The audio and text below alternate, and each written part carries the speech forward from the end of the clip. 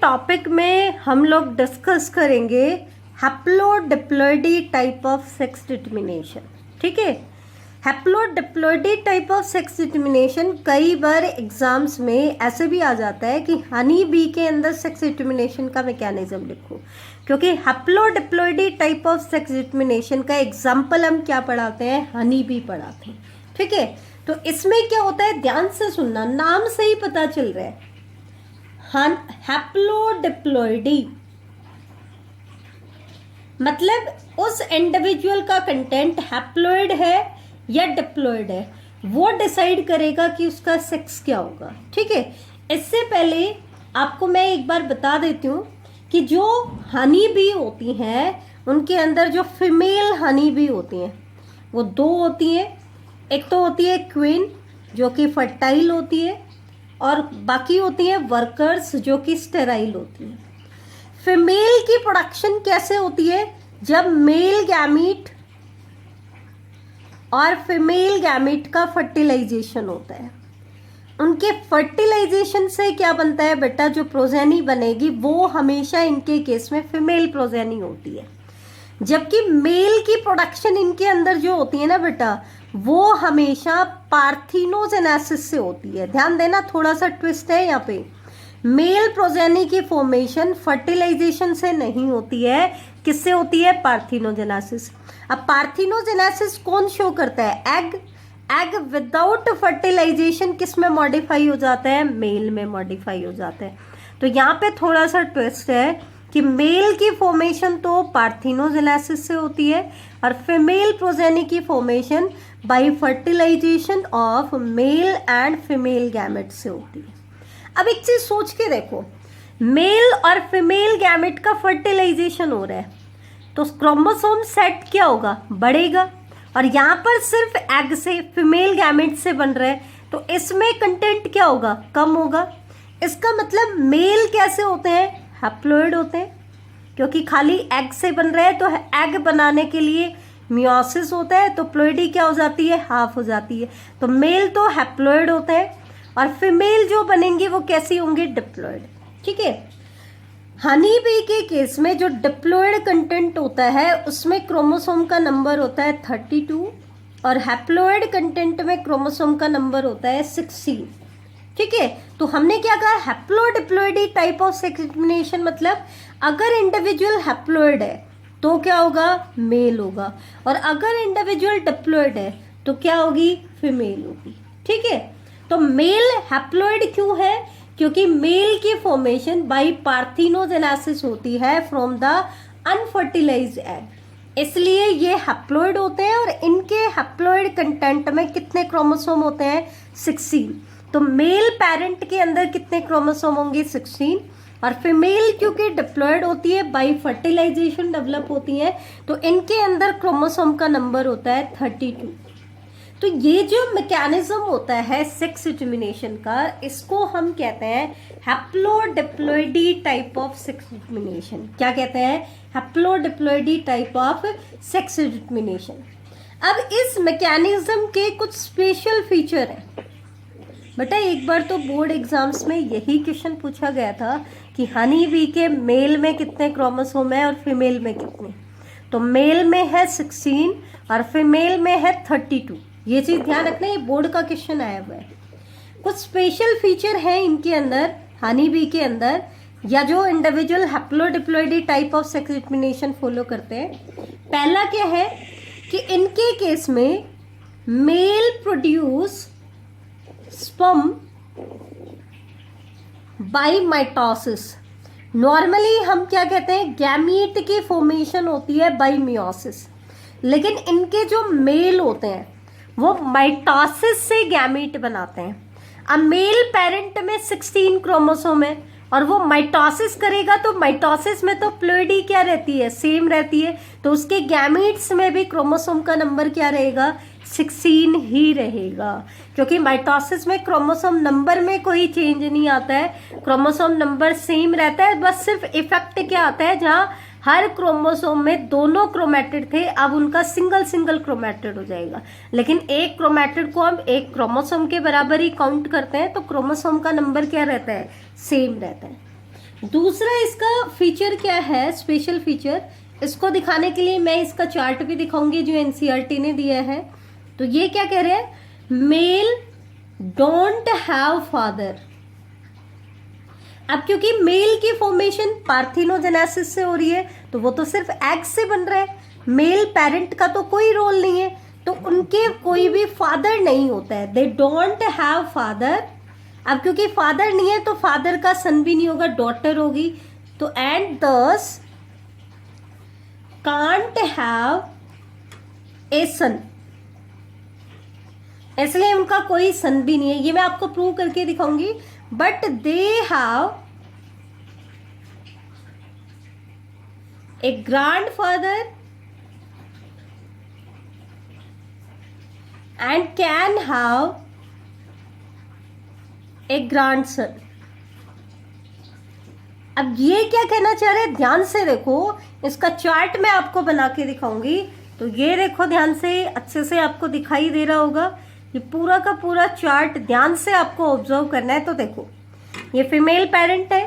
अब क्योंकि फीमेल तो डिप्लॉयड होती है तो इसका डिप्लॉयड कंटेंट में कितने क्रोमोसोम है, 32। मेल कैसे है, हैप्लॉयड है, हैप्लॉयड कंटेंट में कितने क्रोमोसोम है, 16। हमने क्या कहा, मेल गैमीट कैसे बनेगा, बाई माइटोसिस। अब क्योंकि मेल बाई माइटोसिस गैमीट बना रहा है तो क्रोमोसोम नंबर में कोई चेंज नहीं आया, गैमीट्स में कितने क्रोमोसोम रहे, 16। लेकिन फीमेल गैमीट बना रहा है बाई मियोसिस। अब क्योंकि फीमेल बाई मियोसिस गैमीट बना रहा है, ठीक है, तो क्रोमोसोम नंबर क्या हो जाएगा बेटा, हाफ हो जाएगा। क्रोमोसोम नंबर क्या हो जाएगा, हाफ। जहाँ फीमेल पेरेंट में 32 क्रोमोसोम थे, इसके गैमीट्स में कितने कितने क्रोमोसोम हो गए, 16 क्रोमोसोम हो गए। अब देखो, गैमीट बना दिए, अब हमें बनानी है प्रोजेनी। तो हमने क्या कहा, फीमेल प्रोजेनी की फॉर्मेशन तो कैसे होगी, बाई फर्टिलाइजेशन। तो ये था आपका male gamete, that means sperm, और ये है आपका female gamete, that means egg. तो इन दोनों ने फर्टिलाइजेशन किया, फर्टिलाइजेशन किया तो 16 क्रोमोसोम इसके और 16 इसके आपस में फ्यूज हो गए, तो क्या बना लिया, 32 कंटेंट। और 32 क्रोमोसोम नंबर आते ही सेक्स क्या हो गया, फीमेल हो गया। दूसरी तरफ जो एक और गैमेट था, जो एग था, इसने क्या किया, पार्थिनोजेनेसिस किया, और पार्थिनोजेनेसिस करके इसने क्या बना लिया, मेल। तो यहाँ पे ध्यान से देखो, ये जो मेल चाइल्ड है, इसको बनाने में सिर्फ किसका रोल है, फीमेल पेरेंट का। क्या इसको बनाने में इस मेल पेरेंट का कोई रोल है, नहीं। तो इसका मतलब इस सन, इसका कोई भी फादर नहीं हो सकता है, क्योंकि ये तो सिर्फ फीमेल से बना है। इसी तरीके से ये जो मेल पेरेंट है, इसके गैमेट ने तो सिर्फ फीमेल प्रोजेनी बनाई है, तो इसका मतलब इस मेल पेरेंट का कभी भी सन नहीं हो सकता है। डॉटर है लेकिन सन नहीं होगा। लेकिन अगली जनरेशन देखो, इसलिए मैंने यहाँ पर लिख दिया फर्स्ट जनरेशन, ताकि आपको अच्छे से समझ आ जाए। अब इस मेल प्रोजेनी ने गैमेट बनाए, कैसे, माइटोसिस से। तो गैमेट बन गए 16 क्रोमोसोम, क्योंकि सेम क्रोमोसोम रहा। ऐसे ही इस फीमेल डॉटर ने गैमेट बनाए, तो इसने फर्दर 2 गैमेट बना दिए आपके 16 क्रोमोसोम की। फिर क्या हुआ, इन्होंने फर्टिलाइजेशन किया एग और स्पर्म ने, तो 32 दैट मीन्स फीमेल प्रोजेनी बन गई। और इधर जो एग था, इसने पार्थिनोजेनेसिस किया और क्या बना लिया, मेल बना लिया। अब मेरी बात ध्यान से सुनो, इस मेल चाइल्ड को बनाने में किसका रोल है, इस फीमेल का रोल है। लेकिन इस फीमेल के अंदर आधा क्रोमोसोम कंटेंट किसका आया है, इस मेल का। तो ये क्या हुआ, इसकी मदर का फादर, मदर का फादर मतलब बेटा ग्रैंड पेरेंट। क्या हुआ, ग्रैंड पेरेंट हुआ कि नहीं हुआ, ग्रैंड फादर हुआ। भाई नाना को भी तो क्या कहते हैं, ग्रैंड फादर ही तो कहते हैं। तो ये क्या हुआ, वैसे ही इनके केस में भी मदर का फादर, तो क्या हुआ, ग्रैंड पेरेंट हुआ, ग्रैंड फादर हुआ। और इसी तरीके से इसका ये क्या हुई बेटा, ग्रैंड डॉटर हुई। ठीक है, ऐसे ही इसके केस में देखो, यहाँ पर जो फीमेल ग्रैंड सन हुआ, यहाँ पर जो, तो ये चीज आपको समझ आ गई होगी कि इस मेल का कोई भी सन नहीं था, लेकिन क्या आ गया, ग्रैंड सन आ गया। क्या आ गया बेटा, ग्रैंड सन। ऐसे ही तो हमने स्टार्ट किया था genetic balance theory of sex determination, इसी को हम genic balance theory of sex determination भी कहते हैं बेटा। It was proposed by Bridges in 1923। इसको ऑपरेट किस में किया जाता है? ड्रोसोफिला में। और ड्रोसोफिला में आपको पता है इसमें XX XY type of sex determination होता है, लेकिन Y क्रोमोसोम का यहाँ पे कोई भी रोल नहीं है। रोल सिर्फ किसका है? X क्रोमोसोम का और ऑटोसोम का। X क्रोमोसोम को हम रिप्रेजेंट करें X से और ऑटोसोम्स को हम रिप्रेजेंट करेंगे A से। तो एक्चुअल में क्या होता है, X और A का जो रेशो है वो हमें बताएगा कि इंडिविजुअल मेल होगा, फीमेल होगा, मेटा मेल होगा, मेटा फीमेल होंगी, इंटरसेक्स होगा तो क्या होगा। तो देखो यहाँ पर मैंने क्रोमोसोम्स लिख लिए हैं। मान लो इसके अंदर 3X क्रोमोसोम है और 2 ऑटोसोम है, तो X क्रोमोसोम और ऑटोसोम का रेशियो क्या हो गया? 1.5। तो अगर 1.5 रेशियो आता है तो सेक्सुअल मॉर्फोलॉजी हो जाएगी मेटा फीमेल। क्या हो जाएगी बेटा? Meta female. इसी तरीके से अगर 3X और 3 ऑटोसोम्स हैं तो रेशियो क्या आ गया? 1 आ गया। 1 आते ही प्रोजेनी का सेक्स हो जाएगा फीमेल। 2X और 2 ऑटोसोम है तो भी रेशियो क्या आ रहा है? 1 आ रहा है। 2X और 3 ऑटोसोम है तो रेशियो आएगा बेटा 0.67, that means less than 1। 3X और 4A का रेशियो आएगा 0.75। X क्रोमोसोम एक ही क्रोमोसोम है और 2 ऑटोसोम है तो आपका रेशियो आ रहा है 0.5।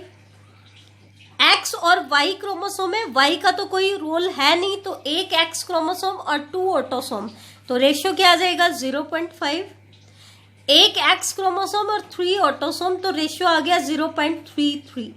तो ध्यान देना, अगर रेशियो 0.5 से लेस आता है तो प्रोजेनी की जो सेक्सुअल मॉर्फोलॉजी हो जाएगी बेटा वो हो जाएगी मेटा मेल। क्या हो जाएगी? Meta male. और अगर 1.5 आता है तो होंगी मेटा फीमेल। 1 आता है तो सेक्स होता है फीमेल। 0.5 आता है तो सेक्स होता है मेल। और 0.5 और 1 के बीच में आता है तो बेटा आता है इंटरसेक्स। तो यहां पर किसी भी इंडिविजुअल की सेक्सुअल मॉर्फोलॉजी किसके ऊपर डिपेंड करती है? X क्रोमोसोम और ऑटोसोम के रेशियो के ऊपर डिपेंड करती है। अगर रेशियो 0.5 आता है तो मेल होगा, 1 आता है तो फीमेल होगी, ठीक है। 0.5 और 1 के बीच में आता है तो इंटरसेक्स हो जाएंगी। आपकी